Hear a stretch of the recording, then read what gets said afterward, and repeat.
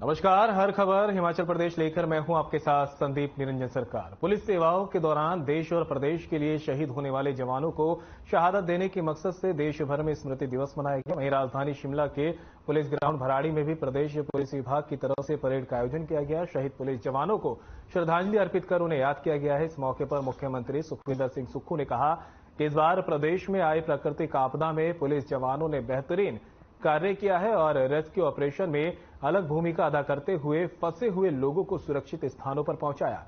वहीं डीजीपी संजय कुंडू ने कहा कि देश के लिए शहीद होने वाले पुलिस जवानों को स्मृति दिवस पर याद किया जा रहा है। इस साल प्रदेश के 7 जवानों ने सेवाओं के दौरान अपनी जान गंवाई है, जिसे याद किया जा रहा है।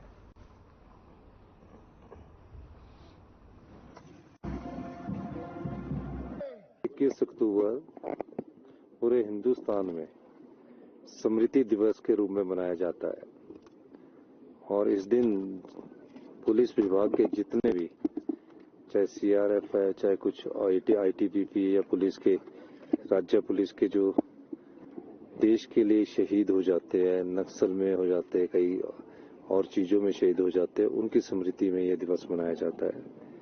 आपदा में हमने भी 7 अपने लोगों को खोया है और आपदा के समय जिस प्रकार से पुलिस विभाग ने अपने कर्तव्य निष्ठा का परिचय दिया है वो उल्लेखनीय है।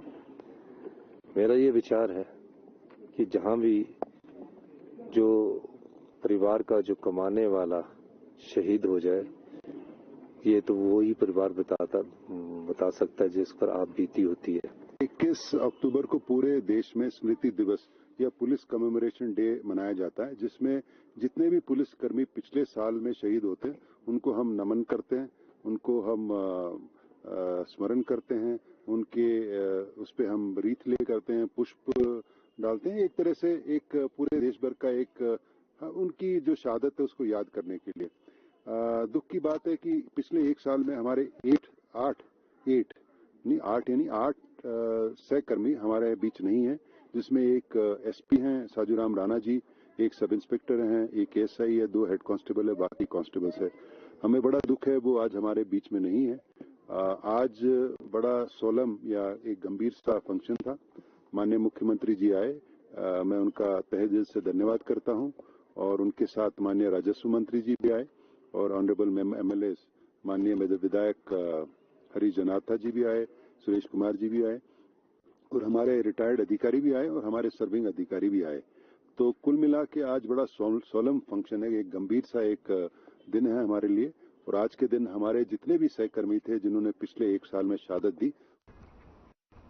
मंडी में नेहरू युवा केंद्र, खेल मंत्रालय और भारतीय उच्च अध्ययन संस्थान के संयुक्त तत्वाधान में मेरी माटी मेरा देश कार्यक्रम के तहत कलश यात्रा निकाली गई, जिसमें एसएसपी, डाक विभाग, नेहरू युवा केंद्र, उच्च अध्ययन संस्थानों के कर्मियों और एनएसएस के छात्रों ने हिस्सा लिया। अभियान के तहत घर घर से एकत्रित की गई मिट्टी को एक कलश में एकत्रित कर दिल्ली भेजा जाएगा, जिसे 30 और 31 अक्टूबर को अमृत वाटिका और अमृत महोत्सव स्मारक में समाहित किया जाएगा। इस मौके पर कार्यक्रम आयोजित किया गया, जिसकी अध्यक्षता केंद्रीय मंत्री अनुराग ठाकुर ने की। वहीं उनके साथ नेता प्रतिपक्ष जयराम ठाकुर सहित विधायक भी मौजूद रहे। इस मौके पर केंद्रीय मंत्री अनुराग ठाकुर ने बताया कि देश के वीरों को नमन करने के मकसद से प्रधानमंत्री नरेंद्र मोदी की तरफ से मेरी माटी मेरा देश कार्यक्रम चलाया जा रहा है, जिसके अंतर्गत हिमाचल प्रदेश में भी घर घर जाकर मिट्टी को एकत्रित किया गया है, जिसे दिल्ली के कर्तव्य पथ में होने वाले भव्य समारोह के लिए भेजा जाएगा। पूरे देश भर में धूमधाम के साथ मनाया गया और उसके अंतिम कार्यक्रम के रूप में मेरी माटी मेरा देश, वीरों को वंदन और मिट्टी को नमन, इस भाग के साथ इस कार्यक्रम की शुरुआत की गई।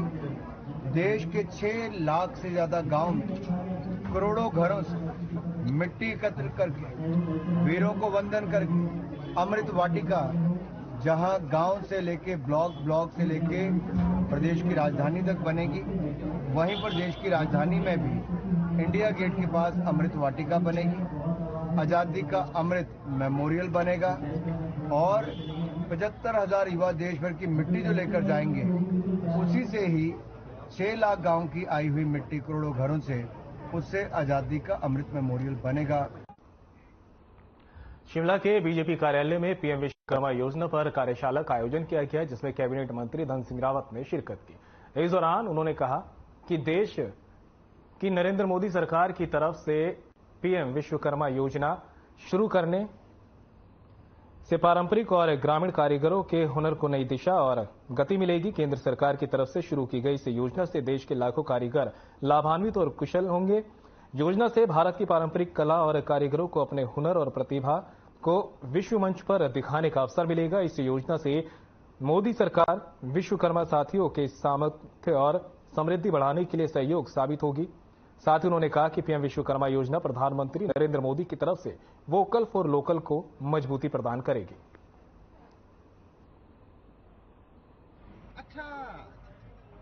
हर गरीब व्यक्ति को मकान दिया गया है।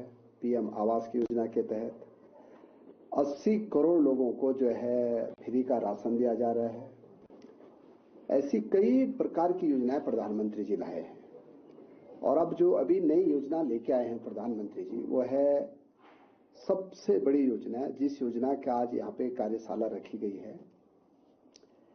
इस योजना में हमारे जो बड़े लोग हैं, जो हमारे कुम्हार लोग हैं, जो हमारे औजी लोग हैं, जो हमारे कई प्रकार के जो काम करते हैं, लगभग 30 जातियां हैं इसमें और करोड़ों लोग जो है इस प्रदेश में आपदा से हाल ही में भारी नुकसान हुआ है और कई सड़कों और ग्रामीण क्षेत्रों में भी डंगे आदि गिरने, संपर्क मार्ग आदि को नुकसान हुआ है। सिरमौर में भी इस आपदा काल में नुकसान पहुंचा है। जिले के कई पंचायतों के लोग शिमला संदिग्ध क्षेत्र के सांसद सुरेश कश्यप से मिले और अपनी समस्याओं से उन्हें अवगत कराया है। सांसद कश्यप ने बताया कि आपदा से उनके संसदीय क्षेत्र में भी भारी नुकसान हुआ और उन्होंने सभी 17 विधानसभा क्षेत्रों और 864 जगहों पर जाकर उन्होंने दौरा किया है और लोगों की समस्याओं को सुना है। जल्दी समस्याओं के निपटान के लिए कदम उठाए जाएंगे। विभिन्न क्षेत्र के हमारे जितने भी कार्यकर्ता हैं विभिन्न मांगों को लेकर आए हैं और जन समस्याएं हैं और जिनको कि कुछ ऐसा, क्योंकि अभी भारी बरसात के कारण जो नुकसान हुआ, इसलिए रिपेयर और रेस्टोरेशन का कार्य जो है उसके लिए काफी जरूरत उसकी है। तो हमारा प्रयास रहेगा कि जो सड़कें खराब हुई हैं या जो कुछ भवन क्षतिग्रस्त हुए हैं उसमें लोगों को सहायता दी जाए। सोलन के जिला परिषद कैडर कर्मचारी बीते 22 दिनों से विभाग में विलय की मांग को लेकर कर्म छोड़ो हड़ताल पर है। सरकार द्वारा 167 जेई की बर्खास्तगी के आदेश के बाद प्रदेश में करीब 48 जेई ने ड्यूटी ज्वाइन कर ली है। वहीं 100 से अधिक जेई अभी भी हड़ताल पर हैं। जिला परिषद कैडर कर्मचारियों की हड़ताल के बाद पंचायतों में विकास कार्य ठप है, जिसके चलते प्रधान भी इस समस्या का जल्द निराकरण करने की मांग सरकार से कर रहे हैं। हमारे संवाददाता से बात करते हुए जिला परिषद कैडर कर्मचारी महासंघ की ब्लॉक अध्यक्ष रेखा रानी ने बताया कि उनकी हड़ताल तब तक जारी रहेगी जब तक सरकार उनका विभाग में विलय नहीं करती। उन्होंने बताया कि कुछ जेई ने ज्वाइन किया है, लेकिन इससे उनकी हड़ताल पर कुछ असर नहीं पड़ेगा। मांग को शीघ्र अतिशीघ्र पूर्ण किया जाए, क्योंकि हमें पता है कि जो ये सरकार है ये हमेशा से ही कर्मचारी हितैषी सरकार रही है और हम अपनी बात कहें कि जब भी हमारा जिला परिषद कर्मचारियों का कुछ भी हुआ है, रेगुलाइजेशन हुआ है या हमारे कभी भी कोई फंड्स बढ़े हैं तो इसी सरकार ने किए हैं। माननीय मुख्यमंत्री जी से भी आग्रह करता हूं कि जो इनकी मांग है उसका समाधान निकाला जाए।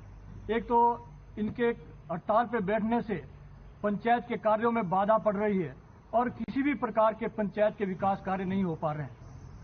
शायद आपदा के कारण या कोई तो कारण रहा होगा कि आज तक इनकी मांग पूरी नहीं हो पाई है और हम आज भी आश्वस्त हैं कि माननीय मुख्यमंत्री जी से जब भी मीटिंग होगी, पंचायती राज मंत्री के संपर्क में है, वो भी इनसे बात कर रहे हैं, लेकिन कुछ कड़े आदेश भी लिए गए हैं।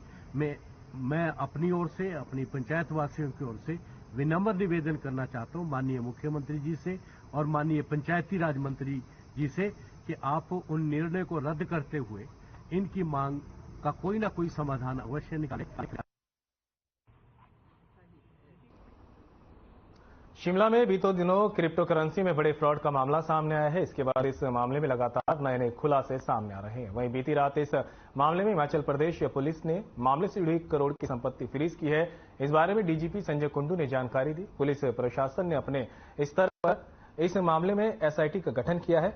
डीआईजी नॉर्दर्न रेंज अभिषेक दुल्लर के नेतृत्व में एसआईटी लगातार योजनाबद्ध तरीके से तफ्तीश कर रही है। उन्होंने बताया कि अभी तक इस मामले में 2 प्रमुख अभियुक्तों को गिरफ्तार कर लिया गया है। वहीं बीते दिनों पुलिस मालखाने से 33 किलो चरस गायब होने का मामला सामने आया। इसको लेकर उच्च न्यायालय की ओर से जांच के आदेश जारी किए गए थे।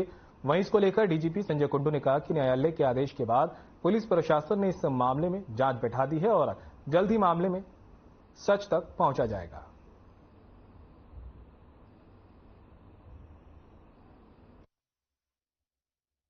ऐसा है कि क्रिप्टो में हमने समय रहते या प्रोएक्टिव स्टांस लेते हुए हमने एसआईटी खुद ही गठित की और एसआईटी श्री अभिषेक दुल्लर जी के जो डीआईजी नॉर्दर्न रेल हैं उनके अगुवाई में है। उनका काफी अनुभव सीबीआई में है। एसआईटी में पहले तो पता ही नहीं था कि क्या था। उन्होंने तुरंत काम किया और 2 प्रमुख जो अभियुक्त हैं उनको गिरफ्तार किया। वो आज भी कस्टडी में है और जो पूरा जो ये क्रिप्टो करेंसी का जितना भी स्कैम था उसको उन्होंने अनर्थ किया। उसका जो आर्किटेक्चर था वो पता लगा और मैं आपसे शेयर करना चाहता हूं कि इसमें हमने देखा कि 2.5 लाख आईडीज बनी हुई हैं जिसमें 1 लाख लोग देश के भी और प्रदेश के भी इन्वॉल्व हैं। इसमें तो लोग झांसे में आए कि तुरंत हमारा पैसा दुगना हो जाएगा और हमको बहुत ज्यादा रिटर्न्स मिलेंगे। हमने तो जनता को सचेत किया ही है कि ऐसे लुभावने सपनों के चक्कर में ना आए, क्योंकि आप अपना हार्ड एंड मनी है जो परिश्रम से कमाया हुआ पैसा खो देंगे।